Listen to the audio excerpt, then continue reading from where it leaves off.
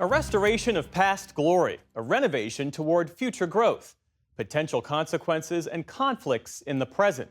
That is the story of Michigan Central, a grand old and now new addition to Detroit's economic and cultural life.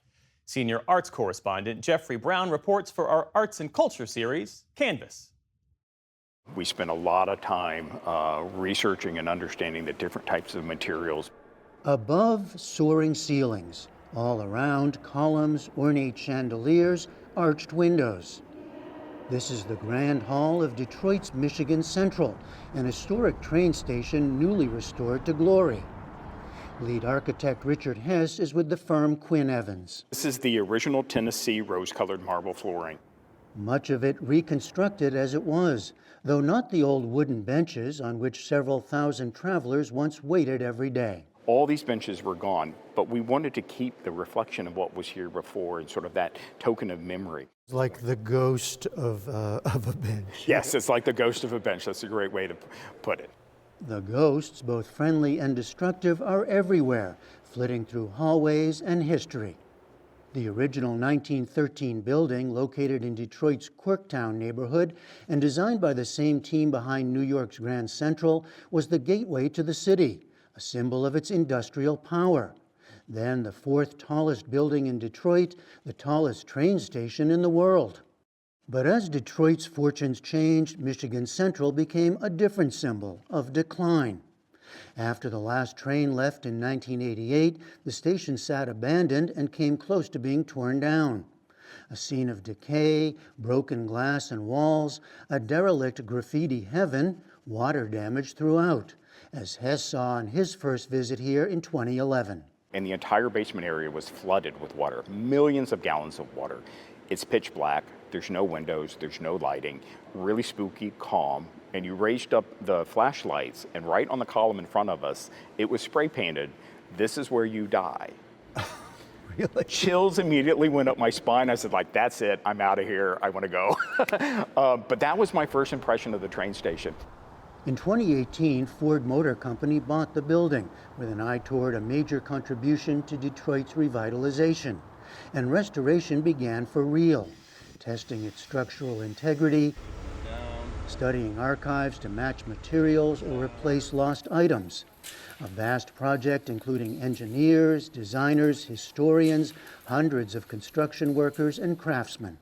Several examples of what was were left on view. A graffiti hallway, columns pitted by water. You wanted us to see the damage?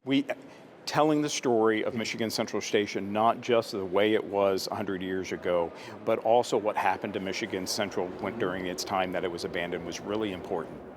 But this is more than just a nod to the past. The station will house offices. Ford has already moved into several floors, and eventually retail, art spaces, a hotel, and plenty more. And crucially, Ford also bought and restored another landmark building next door, one designed by famed architect Albert Kahn and opened in 1936, first as a post office, then book depository for Detroit's public schools. It was abandoned in 1987 after a fire left it a shell.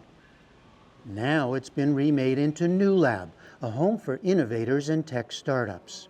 Mary Culler is president of Ford Philanthropy and headed the Michigan Central and New Lab project. And so the vision has always been about creating an innovation, tech, and cultural hub that not only talks and thinks about sort of what are the jobs of the future, but how do you bring people together to really solve the biggest problems?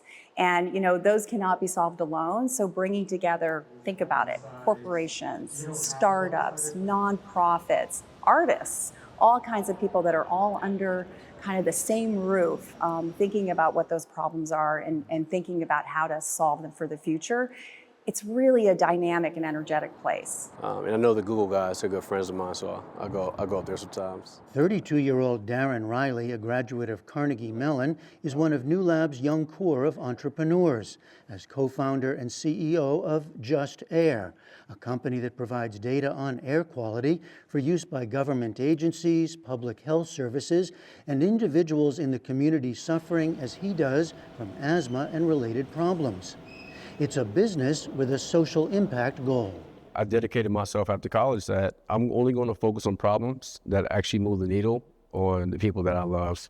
I think a lot of times when we talk about technology, we don't think of how to make sure it's inclusive, not only inclusive, but actually solving the problems that hit home for those marginalized communities. He's also a founding member of Black Tech Saturdays, where people come together to share knowledge of technology and how to start and grow companies. We're seeing it make a real impact. We have a community through the ups and downs, through the ups to celebrate you, cheer you on, keep going, and the downs to celebrate you and say, hey, keep going. Inevitably, this is a story of ups and downs amid change, as Michigan Central's revitalization now brings more change to the surrounding neighborhoods, including historic Mexican Town, named after the influx of immigrants who settled here beginning in the 1920s to be part of Detroit's industrial growth. You take this. Thomasita Alfaro Kohler, known to all as Tammy, has had a front row seat from the time she first worked in her grandparents' store, Honey Bee Market.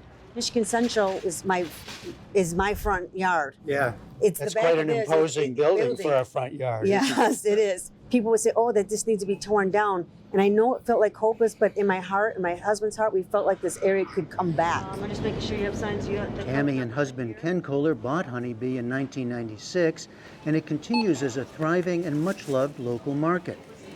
Today, she says, the streets are safer, and across the street is a new apartment building. At the same time, though, some older customers and surrounding business are being priced out. The challenge, she says, finding a balance. It's because it can't just come in and say all of a sudden change the whole look of the city without considering the old, because we have history. And we're thankful for the investment. We are all thankful for the investment of the new that came in. But at the same time, you have to appreciate the old that sustained the city and kept holding on to the hope that it could be better. While all this plays out, Michigan Central is now a prime example of a growing and, says architect Richard Hess, welcome trend in urban design. Today, for the first time ever, there is more work in the architectural community on existing buildings, on adapting existing buildings, than new construction. Really? It's been a huge swing over time, but there are so many benefits. Those include sustainable building practices as well as ties to community history.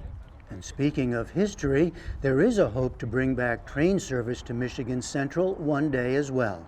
For the PBS NewsHour, I'm Jeffrey Brown in Detroit.